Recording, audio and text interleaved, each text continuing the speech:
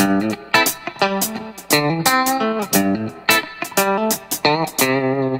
our professional development program, please join me in welcoming our chapter's diversity chair, Angel Martinez III, who is Communications and Marketing Director for Boy Scouts of America, Alamo Area Council. For more than a decade, PRSA's leaders have brought attention to the issue of diversity in the public relations profession with a mission to make PRSA more inclusive. PR, the way I understand it is, as professionals, we're trying to help individuals and companies and organizations reach out to their audiences. We just want to be diverse because we have a diverse audience in our country and our world, and it's becoming much more so. And that's what we welcome an open conversation here with our panelists, so please feel free to ask any question. With that, I will turn it over to Sonia with HEB, who was our sponsor. HEB has been in my heart and my stomach since I was a little boy. Well, good afternoon. My name is Sonia Canales, and I am the Diversity Manager at HEB. Our mantra is each and every person counts, which speaks to diversity within our company, within our suppliers, and our communities.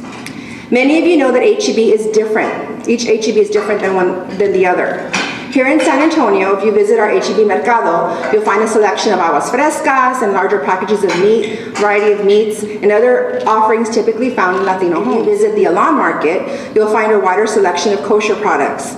And we even have a rabbi that inspects and blesses the kosher ovens we have in our bakery. In West Texas, we experienced a growth in the Burmese Chin community. So what does that mean for us?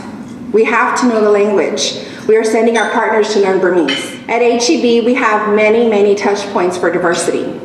We have more than 350 stores and serve millions of customers across 150 communities in the state of Texas and Mexico. We have 80,000 partners, that's what we call our employees, who work in a variety of areas. We have thousands upon thousands of diverse suppliers who help us provide a wide product selection.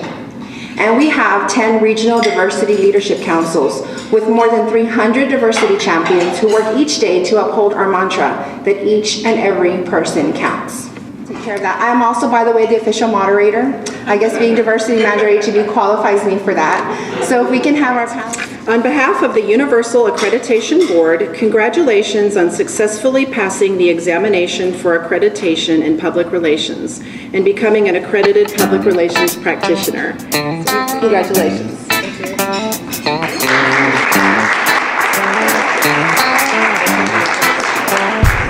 I'd like to ask each of the panelists to please tell me what diversity means to them. Let's start with Mr. Bromley. Diversity can come in many forms, and but first off, from just people and demographic point of view, I really believe that employers, wherever they are, should in as much reflect what their communities are and reflect who their consumers are, and because that is clearly the best way to better understand how to communicate and interact not only with their own employees, but also to your communities. Diversity is also diversity of thought, and having folks coming from different types of backgrounds, different types of disciplines, and expertise to bring fodder, particularly when you're in a creative industry like we are. You're in the idea business, and you need diversity of thought. And diversity of thought comes from people from different cultures.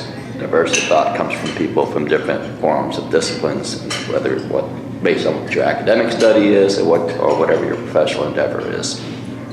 That was so well said. I don't know if I can add to that. Boy, that was like right out of the PR Bible, marketing Bible for diversity. To me, diversity is things like when I hear jokes, like there's a Latino comic that was on like Last Comic Standing, and this non-Latino lady came up to him and said, "Sir, what is horchata? What does that taste like?" Right? And he goes, "I don't know.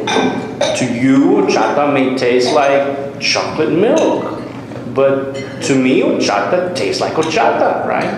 And so, I mean, the joke was, you know, unless you have that diversity within that conversation, then you're missing out on things. You probably know these statistics, but Most PR professionals, something along the lines of upwards of 75% of PR professionals are female. Until you get into the PR executives, which are predominantly Caucasian males. So we need to change that math. We need to do what we can as PR professionals to get everybody to the table and get everybody's insight. And to me, that's the goal, is diversity, including everybody. And where it's relevant too, if you're a company selling widgets, and it's a niche widget to a certain, let's say your niche market is just to Vietnamese folks. If you don't have anybody working for your organization that understands that audience, then you're missing out. To me, it's having different perspectives, multiculturalism, bringing different dots to the table. If you can't learn to relate or find things that will help you relate to those audiences, I don't think you're really effective. Okay. The next question is it enough to know a language? Is that enough to reach a diverse audience? I mean, language is certainly, in the mix when it comes to Latinos, particularly.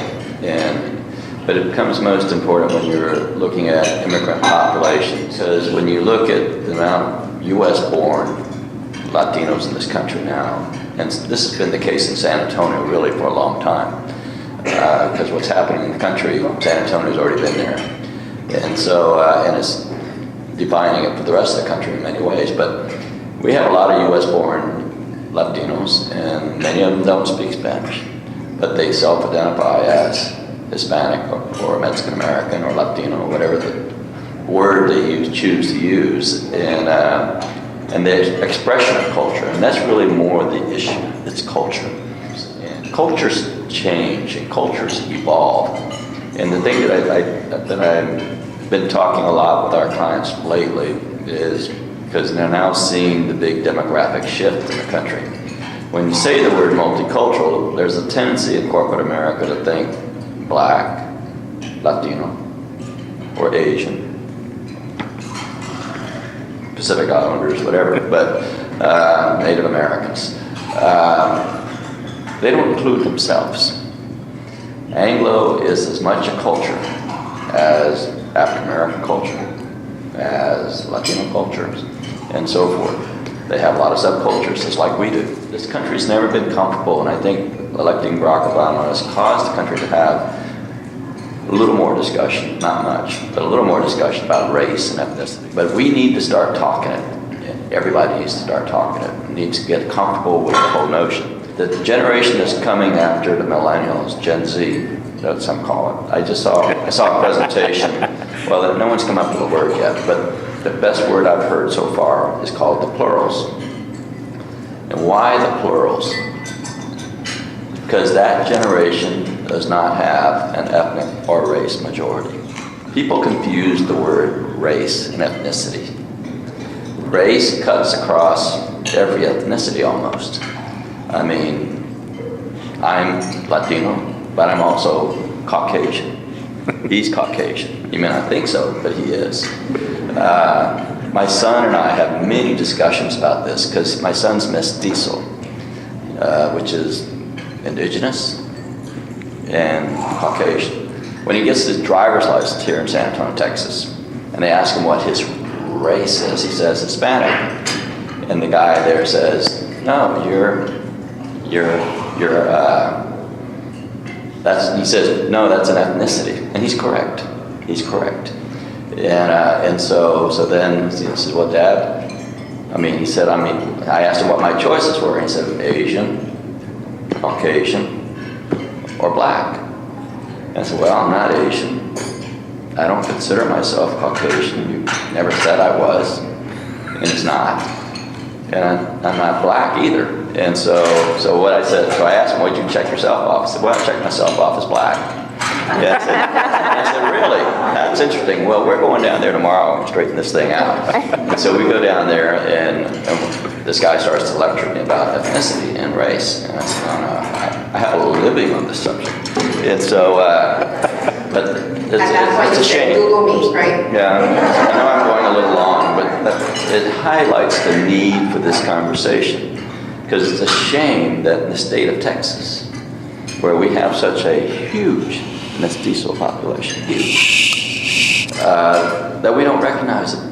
We don't say it for what it is, and we should. Angels, is it not to know the language that not to reach a diverse audience?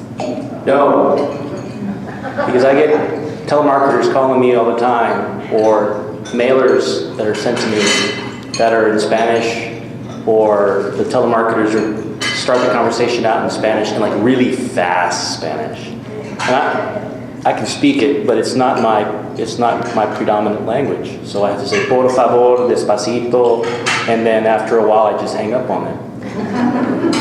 And it takes. I tell folks I think in English to speak my Spanish.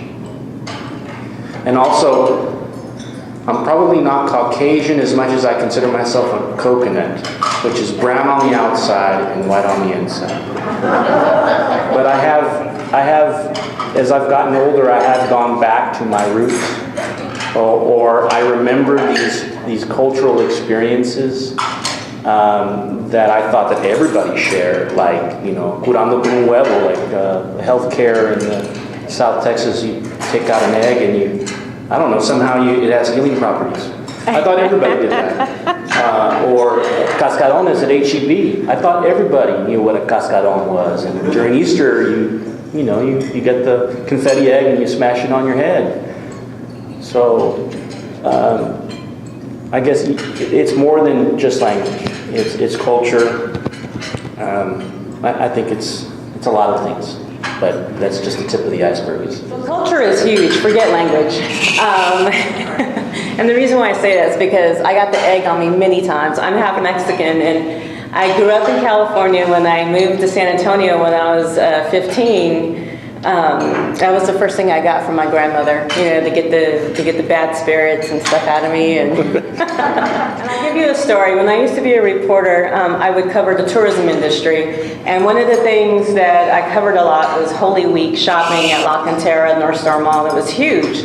And we ran a photo in a newspaper that said, it was, I think, of all the green license plates on the back of the cars, and basically that represented people from Mexico shopping here in San Antonio. So I think the cut line said something like, Mexican nationals are here shopping for Holy Week. Well, I got a lady who called me, and she was angry because she said, why did you call them Mexican nationals? I had to get on her level, and I had to explain the reason why we did it. And I think if you don't understand the culture, I don't think I could have had that conversation effectively with her and calmed her down. Because I understood the culture, because my mom is Mexican, I was able to have that conversation. Yeah. I think it's helped me tremendously because I also teach. And I had a student call me a Blaxican, because once he realized what I was, he was like, oh, miss, you're like me, you're Blaxican. Basically Mexican and black put together. And I started laughing, and now I see that a lot. But it helps me to relate to some of the younger generations, because a lot of them are mixed. You know, they're not just one race anymore. And when I grew up in California, I saw a lot of that. When I came here to San Antonio, now I'm seeing that. And I can, relate to them and how they feel when you have different cliques in high school or in college, or if someone says, you're not black enough or you're not Hispanic enough. I know what they mean, and I can relate to that student. So I think from a PR perspective, it has helped me to understand some of the younger audiences and what they're going through. And I think having different cultures and diversity on your team is what's going to help you to communicate to those audiences, the plurals that you mentioned, and the Gen X's and Gen Y's. You want to reflect the targets that you're communicating to. So to have people like Melissa in your staff, along with Anglos, along with African Americans, along with just the mix, and you talk with each other. You're solving communications problems. And everything about you, from the way you grew up, all your social experiences, whether it came from your abuelitas or cousins or whatever, all the way to when you graduate from college and you take that book knowledge because we're all getting the same kind of book knowledge. And we're taking all those cultural experiences of our life, and we're taking it and using it to build consumer insights, whether you're almost your own little internal focus group in a way. Yeah, and then you expand it into more consumers and more people to talk to, and you get that, you have the skill sets and the knowledge to be able to ask the right questions and peel the onion back to get down to the gestalt of a big idea, to be able to communicate effectively and move people and touch people. The founder of the scouting movement is Lord Baden-Powell, and he was quoted about a lot of things. A fisherman baits the hook with bait that the fish want, not what he wants. And so with boys, saying, what does the boy want to do? And so with PR, what does our audience want to do? And there's nothing better than going and asking. I think Zig Ziglar said something like, if they like you, they'll listen to you. But if they trust you, they'll buy from you. So all these just simple wisdom stuff still apply regardless to diversity and such. But at the end of the day, it's about building trust. And so if you have a diverse staff that can shorten the timeline of building that trust with its core audience, then you can be successful in helping your organization reach its goals of selling whatever product or service that does hopefully something good for the community. We've had quite a bit of success with one particular program called our Project Aguila outreach program. And predominantly the Latino community, how do we reach them? We're not going to reach them with a flyer or through normal channels, and so we figured, well, who do they trust? And if there's a teacher in their school or a coach that they look up to and they trust, can we get them as a leader? Because a lot of times it's like building a business from scratch, and so you need to start with good leadership. Some of the models in the past that have failed are models to where maybe scouting is paid for everything for the boy and just giving them stuff. Here, I'm paying for your uniform, I'm paying for all your books, and I'm paying for all your patches, and I'm going to pay for you to do this or that. But at the end of the day, it's about people that care. And so if they have somebody that's trusted, that cares, what we do is reach out to them and get the whole school system involved, the ISD, the superintendent, the principal, and then find that one teacher or coach that believes in it and believes in these kids and these kids look up to. And then we reach out to them because they have the trust and say, we're going to make you a stipend leader, and we're going to pay for some things to get you started, but then we want these kids to understand that they have to pay their own way. They have to sell popcorn or sell one of our spring fundraisers, a camp card, and learn some salesmanship and do some things and raise some funds. And then the other thing is getting them into an outdoor experience, an outdoor adventure. More than anything, they can flip through the books, and maybe that worked for some kids, but at the end of the day, they want to have fun. They want to have an experience and a memory. And so that's worked real well for us. One of the things we've been really trying to do is to get students who are on their way to an associate degree or who have received their associate degree, a diverse amount of students to be models in our posters and our pictures and our flyers and our website, because we want other students on our campus to see that, hey, people who look just like you are getting their associate degree. So I think that one of the tactics, I guess, that we could recommend to others is that if you are trying to market to an audience, then you probably need to pick people from that audience who looks like the audience to say, hey, come buy from us or use our service or whatever you're trying to push. Guess who most of the kids are now? And they aren't white, non-Hispanic white. They are ethnic kids. That's hence the word plurals. So, but my view of America is very different from your view of America. And it goes on and on. So as these children, these plurals, grow up together, they're going to express American culture in ways way different than the boomer, my generation, expressed it. it's amazing to watch legislation, the political environment from state to state, as particularly in the LGBT community, where same-sex marriage is now being approved in so many states across the country. Because millennial voters don't see the issue. They do not see the issue. They see the world very differently than my generation does. And it's a good thing. And it's because non-Hispanic white is shrinking, not having babies. Gen X didn't have enough babies to replace Gen X, and millennials barely replaced. There's only one age demo, I can't remember which one it is, in the millennials that actually replaced themselves. But the whole generation is in reverse growth. The only ethnic group really having babies is the Latino community. The African American community is actually in equilibrium. They have just enough babies to match up the mortality rates, and they're staying at a nice, modest, healthy growth. But it's the non-Hispanic white that's flat out in reverse growth, just like Japan. Whole countries are in reverse growth now. And that's why Italy's in trouble, why Greece is in trouble, and so on and so on. They just don't have the populations that they once had. The whole expression of culture is changing. And that, and then as PR professionals, you know, you're expressing that. But to help fuel that, I mean, when Sonia was talking about HEB, I mean, she talked about supplier diversity, and I think supplier diversity is as important as employment diversity.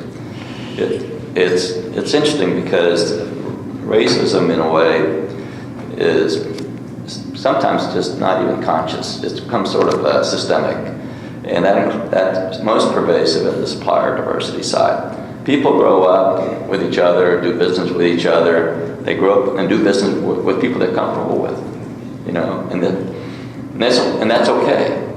But I think as we become more diverse, we need to recognize that and do business with our communities that we're now targeting and trying to communicate to. Just wanted your take on that. The effect of the election results. I'm a political junkie, and you know, That's another hour.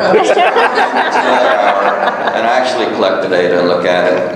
It's interesting because when you look at presidential cycles, that's a more true voter turnout. And when you look at those cycles, and I have data from the 80 election right on up to 12. And back in 1980, 88% of the voting population was Anglo. And about 10% was African American, and about 2% was Latino.